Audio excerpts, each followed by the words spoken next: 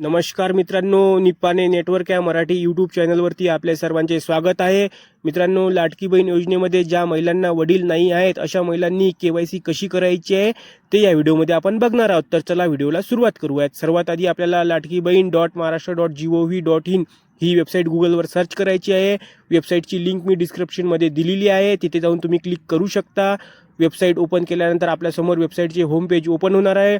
Home पेजवर आपल्याला या ठिकाणी एक येलो कलरमध्ये नोटिफिकेशन दिसणार आहे. नोटिफिकेशन व्यवस्थितपणे रीड करून घ्यायचे आहे जे हायलाईट होत आहे, आणि त्याखाली आपल्याला एक व्हाईट कलरमध्ये येथे क्लिक करा असे ऑप्शन दिसत आहे. बघा, माझा कर्सर दिसत आहे तुम्हाला रेड कलरमध्ये.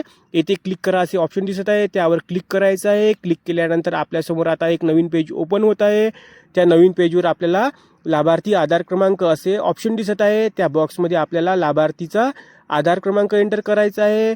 आधार क्रमांक व्यवस्थितपणे एंटर करून घेतल्यानंतर खाली आपल्याला एक कॅप्चा असे ऑप्शन दिसत आहे. त्या कॅप्चा या बॉक्समध्ये कॅप्चा एंटर करून घ्यायचा आहे, आणि त्याखाली आपल्याला एक मी सहमत आहे असे ऑप्शन दिसत आहे. त्या डॉटवर क्लिक करायचं आहे. क्लिक केल्यानंतर आपल्याला खाली एक OTP पाठवा असे ऑप्शन दिसत आहे, त्यावर क्लिक करायचे आहे. त्यानंतर आपल्या मोबाईलवर एक OTP सेंड केला जाणार आहे. तो OTP आपल्याला या बॉक्समध्ये एंटर करून घ्यायचा आहे, आणि खाली आपल्याला सबमिट करा असे बटन दिसत आहे, त्यावर क्लिक करायचे आहे. सबमिट करा यावर क्लिक केल्यानंतर आपल्याला आता एक नवीन पेजवर घेऊन जाणार आहे.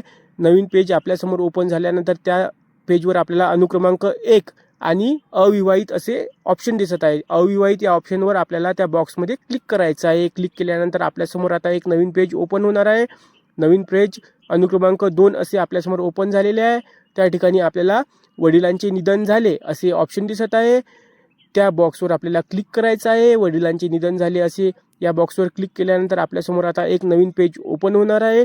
नवीन पेजवर आपल्याला KYC मुख्यमंत्री माझी लाडकी बहीण योजना असे दिसत आहे.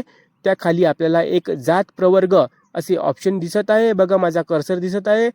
त्या जात प्रवर्गामध्ये आपल्याला लाभार्थी महिलांची जात निवडायची आहे, जी काही कॅटेगरी आहे ती. त्यानंतर खाली आपल्याला ऑप्शन A दिसत आहे. ऑप्शन A रीड करून घ्यायचे आहे. माझ्या कुटुंबातील सदस्य नियमित कायम कर्मचारी म्हणून सरकारी विभाग, उपक्रम, मंडळ, भारत सरकार किंवा राज्य सरकारच्या स्थानिक संस्थेमध्ये कार्यरत नाही या ऑप्शनवर आपल्याला क्लिक करायचे आहे. त्यानंतर आपल्याला आता ऑप्शन B दिसत आहे. B मध्ये आपण रीड करून घेऊ. माझ्या कुटुंबातील सदस्य नियमित कायम कर्मचारी म्हणून सरकारी विभाग, उपक्रम, मंडळ, भारत सरकार किंवा राज्य सरकारच्या स्थानिक संस्थेमध्ये सेवानिवृत्तीनंतर निवृत्तीवेतन घेत नाही या ऑप्शनवर आपल्याला क्लिक करायचं आहे. दोन्ही ठिकाणी आपल्याला नाही या ऑप्शनवर क्लिक करायचं आहे. खाली आपल्याला एक चेकबॉक्स दिसत आहे. त्या चेकबॉक्सवर आपल्याला क्लिक करायचं आहे, आणि ती नोटिफिकेशन ती नोट वाचून घ्यायची आहे. माझे वडील हयात नसून वडिलांचा मृत्यूच्या दाखल्याची सत्यप्रत संबंधित जवळच्या अंगणवाडी सेविकांकडे यांच्याकडे दिनांक 31/12/2025 पर्यंत जमा करेन. आपल्याला आपल्या वडिलांची जी काही मृत्यूची सत्यप्रत आहे ती अंगणवाडी सेविकांकडे जमा करायची आहे. आणि खाली एक परत चेकबॉक्स दिसत आहे, उपरोक्त A असे. त्या चेकबॉक्सवर क्लिक करायचं आहे. चेकबॉक्सवर क्लिक केल्यानंतर आपल्याला खाली एक येलो कलरमध्ये नोंद असं दिसत आहे, तर नोंद वाचून घ्यायची आहे. पती वडील हयात नसल्याचे किंवा घटस्फोटित असल्याचे संबंधित पुरावे लाभार्थ्यांनी दिनांक 31 डिसेंबर 2025 पर्यंत अंगणवाडी सेविकांकडे सादर न केल्यास संबंधित लाभार्थ्यांची KYC प्रमाणित मानले जाणार नाही. आणि खाली आपल्याला सबमिट करा असे ऑप्शन दिसत आहे. सबमिट करा यावर क्लिक केल्यानंतर या ठिकाणी आपली KYC कंप्लीट झालेली आहे. आपल्याला एक नोट आलेली आहे, तुमची KYC पडताळणी यशस्वीरित्या पूर्ण झालेली आहे.